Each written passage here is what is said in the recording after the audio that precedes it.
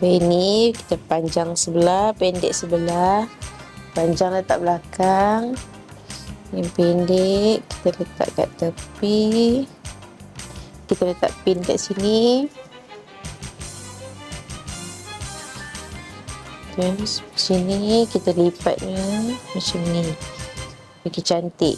Dan letak pin satu. Kita tarik yang panjang ni, lipat kemaskan.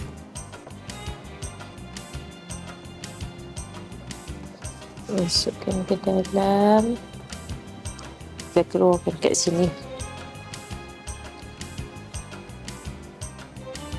So kita kemaskan kat leher. Tarik bagi ketat.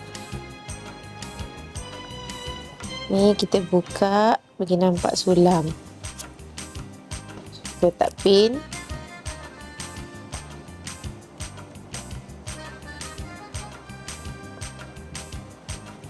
Letak pin kat sini supaya tak bergerak.